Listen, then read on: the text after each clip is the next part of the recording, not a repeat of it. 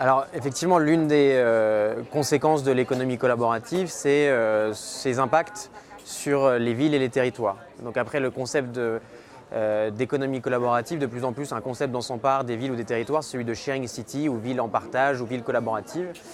Et là, on voit à peu près deux familles de villes se définir et de plus en plus se définir en opposition les unes par rapport aux autres.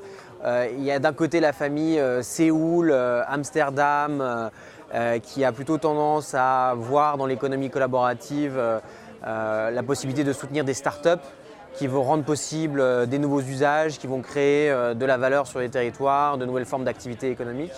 Et puis il y a la famille des villes comme Barcelone, comme Bologne, comme Bristol, qui ont plutôt une approche centrée autour des communs et aussi défiante vis-à-vis des grandes plateformes.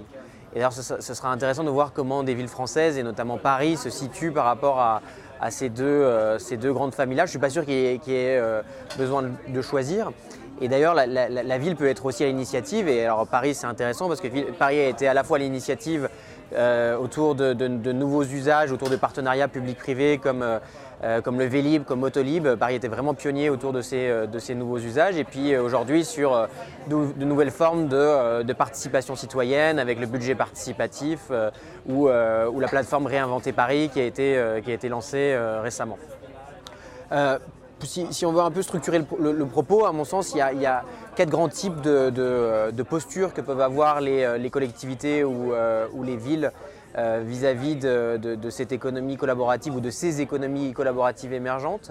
C'est effectivement réguler, c'est donner à voir, c'est mettre en valeur sur les territoires et puis soutenir et aussi donner l'exemple. Alors réguler.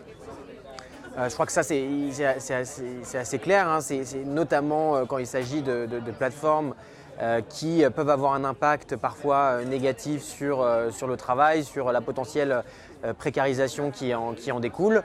Et là on voit qu'il y a eu différents types d'approches depuis des villes qui ont été extrêmement libérales ou qui ont donné la possibilité à ces plateformes d'exercer sur leur territoire sans forcément mettre de limites, à des plateformes qui ont interdit tout bonnement, à des villes qui ont interdit Airbnb ou Uber. Et à mon sens, là où il y a peut-être des choses intéressantes qui sont à expérimenter sans prendre position pour une attitude ou l'autre, c'est des postures qui vont consister à entrer dans une dynamique avec ces plateformes de partage des données. Parce que ces plateformes, l'un des actifs dont elles disposent, c'est justement toutes les données d'usage qui sont autant d'informations extrêmement utiles pour que l'acteur public, le législateur, puisse mettre en place à la fois des lois, des mesures qui vont permettre de réguler, et puis aussi et surtout les services publics de demain. Et donc là, si on veut citer une ville qui est peut-être la plus intéressante de ce point de vue-là, ce serait la ville de Portland, qui, alors si mes souvenirs sont bons et ce sera à vérifier, qui a poussé Airbnb et Uber à partager ses données avec la ville aujourd'hui. Ce n'est pas complètement en open data, c'est-à-dire que des entrepreneurs, des innovateurs ne peuvent pas encore utiliser ces données, mais peut-être que dans une étape suivante, on ira dans cette direction. Et voilà, en tout cas, autour de la régulation, il ne faut pas forcément interdire, il ne faut pas forcément laisser tout possible. Il faut envisager des logiques où on mobilise aussi toutes les ressources disponibles de ces plateformes et notamment toutes les données dont elles disposent. La deuxième chose, c'est effectivement de donner à voir toutes ces nouvelles formes d'entrepreneuriat, d'innovation et effectivement qui relèvent parfois de l'économie collaborative comme les espaces de coworking, les nouveaux espaces de fabrication, tous ces entrepreneurs qui inventent de nouveaux modèles et qui parfois, en tout cas au départ, s'appuient sur des modèles économiques souvent précaires. Et donc leur permettre d'avoir accès à des canaux de communication, à des événements comme le WeShareFest, à tout type de dispositif qui va donner finalement une visibilité supplémentaire à ces nouveaux services. Parce que quand on démarre une entreprise, une start-up ou un service collaboratif, on n'a pas forcément les fonds suffisants pour pouvoir être visible du grand public. Donc la troisième chose, ce serait aussi de donner l'exemple. Et donc en utilisant ces plateformes, je pense qu'il y a des dynamiques aussi de communauté au sein des collectivités locales.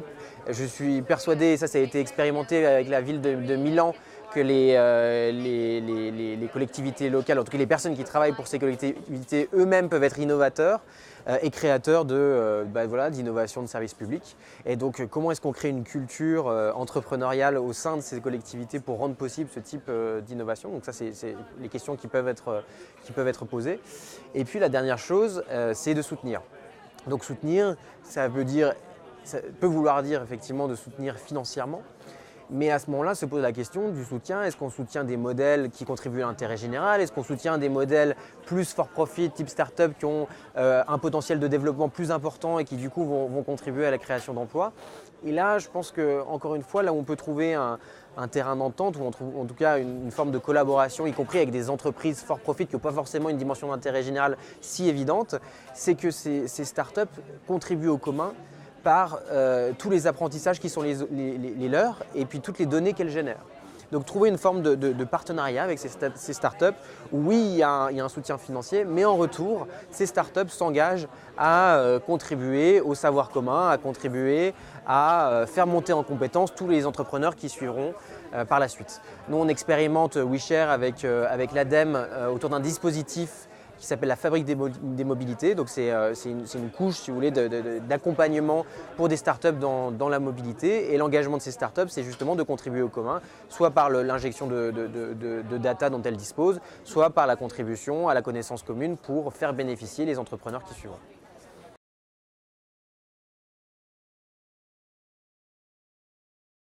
Ouais, alors comme souvent chez WeShare, on a des échanges avec différentes parties prenantes et en fonction de ces échanges, on essaie de faire émerger des projets innovants.